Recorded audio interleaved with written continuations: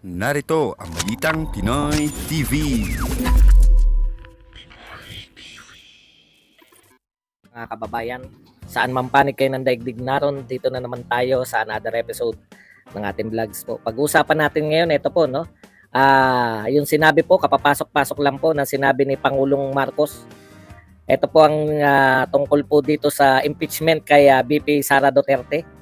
Usapan din po natin, ito pong katatapos-tapos lang din po na na interview dito ko po kay Franz Castro tungkol din dito sa impeachment, no? Pinagpaliwanag syempre siya ni Karen Davila, no? Nililinaw ang tinatanong sa kanya ni Karen Davila, bakit mo sinabi sa press na may usapan sa impeachment? Kasi dito po kay Castro nagsimulaan lahat eh. Alam niyo naman, real talk po. Alam ko yan. Alam na natin yung naganap eh, di ba? Parang pinalutang nila yung impeachment. Tignan natin yung reaction ng tao. Kung ang reaction ng tao ay katulad ng reaction sa confidential fund, baka itutuloy, no? Pero katulad po niya, nag-negative po sa kanila, niresbakan po sila ng mga tao, i-deny na lang nila na fake news. Ang dali lang, no? Pero yung nagpakalat po ng fake news na yan, parang wala namang kayong ginagawa para maging makatotohanan yung fake news na sinasabi nyo. Pag-uusapan din po natin, no? Ang dami pong reaksyon na sinungaling daw itong mga Duterte dahil po sa pahayag ni Sara, ni BP Sara, tungkol po sa hindi pagtakbo o hindi, walang, sa sinabi niyang wala siyang ambisyong tumakbo. Suriin nyo, no? Susuriin po natin yan. Pero, yan po mga pag-uusapan natin. Pero bago yan, kung bago ka pa lang dito sa ating channel, mag-subscribe ka na. Dahil ito lang ang tayong channel na may kinikilingan, may pinapanigan, una sa balita, huli sa impormasyon, kaya ano pang hinihintay nyo? Pindot na, okay. Unahin po natin tong yung mga reaksyon, no? Mga PI kayo na nagsasabi na sinungaling yung mga Duterte, no? Sa pahayag ni BP Sara. Open-ended po 'yun. Ang sinabi ni BP Sara Duterte, eto malinaw, wala akong ambisyon na tumakbong Vice President. Lalo na President. Hindi niya inaambisyon. Pero, meron po doon na tayo nagpaplano lang eh. Pero ang kagustuhan po ng nasa taas ang masusunod. Sa aking palagay, pwede talagang hindi tumakbo na si BP Sara. No? Real to. Kasi kung ako lang, kung ako yan, tignan nyo nung presidente si Tatay Digong, matagal na natin sinasabi to eh. Tumakbo si BP Sara kasi ang gagawin ng mga kaaway niya, 'di ba? Kaya ayaw nating hindi tumakbo si BP Sara bilang president. Dahil ang gagawin ng kaaway, ang dami na kaaway ni Tatay Digong. Ang una talaga nilang gagawin ipapakulong, 'di ba? Yun nga no, sasampahan ng sangkatutak ng kaso na hindi na makapagpahinga si Tatay Digong. Panay kaso na lang ang haharapin niya. Hanggang sa kamatayan niya na yung mga kaso na 'to, no? Real talk po. Parang gusto nating isalba. Sa ICC na lang nakita natin na ganyan yung pwedeng maganap. Pero sa totoo lang po, naging sakim tayo eh, no? Ito po sa pangyayaring to, nasaksihan po natin kung ano po ang ginagawa nila. Kayo, yung mga hindi po naniniwala kay Duterte, kahit po yung mga vlogger na loyalista, yung mga galit na galit kay Digong, nakilala ko kayong mga hayupa kayo, mga Duterte supporter kayo. Nagtaka nga ako, BBM pala talaga kayo. Ito lang po, no, sa totoo lang, ang dami pong nagawa ni Pangulong Duterte. Kasi kita mo yung kasamaan ng ugali. Pati nga yung pagpapalibing kay Pangulong Marcos eh. Ang tingin ng mga vlogger na yan. Tungkulin ni yan. Hindi dapat magkaroon ng utang lalo ba mga Marcos dahil napalibing si Ferdinand Sr. No? Tungkulin niya yan bilang presidente. Yan yung mga kasamaan ng ugali. Vlogger po itong tinatalakay ko. Baka kung ano-ano naman naisip niya. Marami pong vlogger. Magtapatan na tayo. Marami pong vlogger galit sa mga Duterte. Meron din pong hindi galit. Yung sinasabi po yung galit na galit sa mga Duterte. Sa totoo lang po, no? Ang dami pong ginawa sa bayan ni Pangulong Duterte. Nakipaglaban po siya. Kalaban niya, drug lords, mga magnanakaw sa gobyerno. Ang dami niyang nagawa. Build. Hindi ko na isahin. Alam na natin yan lahat. Pero ang ginaganti po natin sa pamilyang Duterte, no? Ang ginaganti natin sa pamilyang Duterte, imbis po na pasalamatan ng Pilipinas, hindi na po mabubura yan. Dumami po yung kaaway ni PRRD, no? Sa totoo lang. Pero ganun pa man, kahit tapat po siya naglingkod sa atin ng 6 na taon, imbis po na magpasalamat ang Pilipinas, sinasampahan ng sangkatutak na kaso, di ba? Yung mga ginawa niya. Okay, nagsalita na po si Pangulong Marcos. Ito po ang sinabi ni Pangulong Marcos tungkol po dito sabi ni Pangulong Marcos on Vice President Sara Duterte's possible impeachment. We don't want her impeached. She does not deserve to be impeached, no? Nagtapat po si VP Sara Duterte. Sinabi niya nga, in-expect niya kasi meron pang magtatanong daw kahapon. Bakit wala raw nagtanong? Bakit niya raw nasabi na may tiwala pa sa kanya si Pangulong Marcos? Wala raw nag-follow up. Sabi ni VP Sara Duterte, tinanong niya kay Pangulong Marcos, no? Anong masasabi niya ron sa impeachment sa kanya? Actually, inopen pala bago umalis si Pangulong Marcos. Kaya pala bigla silang nag-awat. Alam niyo yung ibig ko sabihin?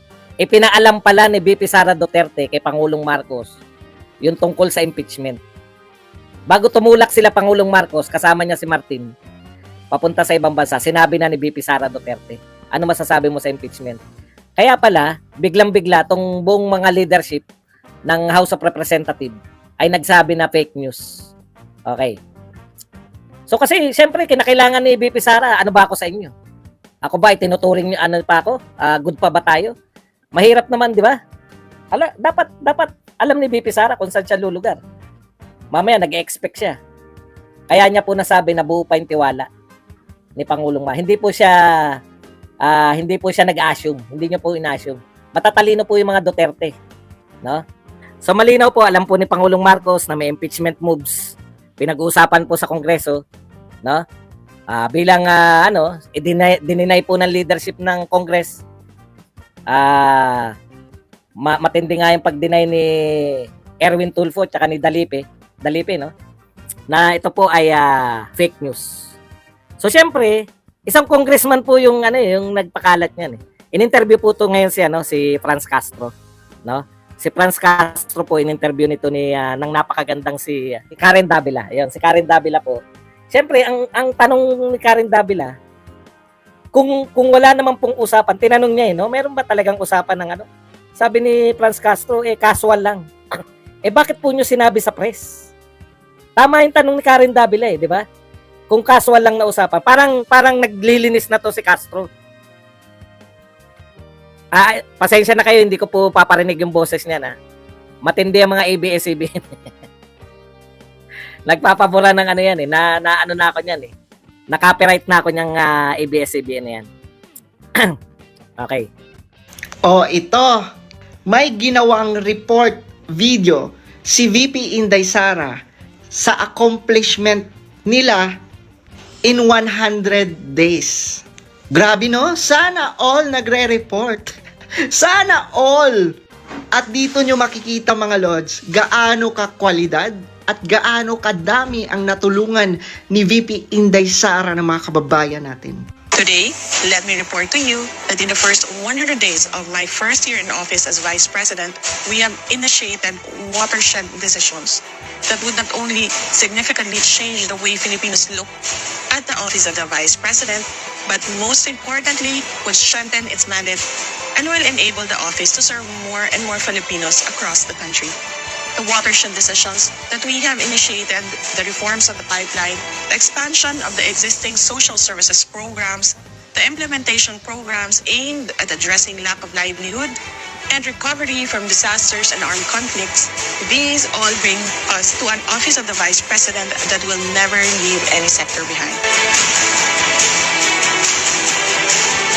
To ensure that services offered by the OVP will not only be concentrated in the National Capital Region, but will also reach the regions in Mindanao and the Visayas, we have established OVP satellite offices in Dagupan, Cebu, Tacloban, Zamboanga, Davao, Surigao del Sur, and Bacolod. This is first in the history of the Office of the Vice President. But more than that, the significance of the OVP satellite offices can be best appreciated by the number of intelligent Filipinos being served day in and day out. The satellite offices have made the Office of the Vice President become more accessible to Filipinos, offering a menu of services such as medical and burial assistance.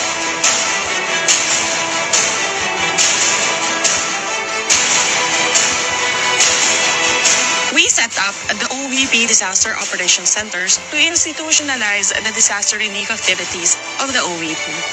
Another first in the history of the Office of the Vice President. The Disaster Operations Center will put disaster response at the forefront of OVP operations, recognizing that disaster or calamity-stricken communities desperately need relief assistance and other social services. The Office of the Vice President Disaster Operations Center will work closely and will complement the operations of other concerned agencies, including the National Disaster Risk Reduction Management Council and its local counterparts, the Department of Social Welfare and Development, and local government units.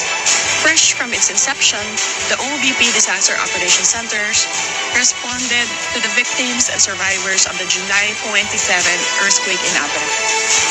In coordination with the OVP Disaster Operations Center, the OVP satellite offices will also respond and aid those affected by disasters and calamities in the regions. We have also assisted 3,000 residents of 6 towns of Nueva Ecija who were affected by the recent typhoon, giving them 5,000 each. The 15 million assistance was made through the Assistance for Individuals in Crisis Situations. Ito na nga mga kabalita. Ano na ang masasabi nyo patungkol sa balitang ito? Please comment down below mga kabalita. Pag-usapan natin yan sa comment section. At kung di ka pa nakasubscribe sa ating channel, baka naman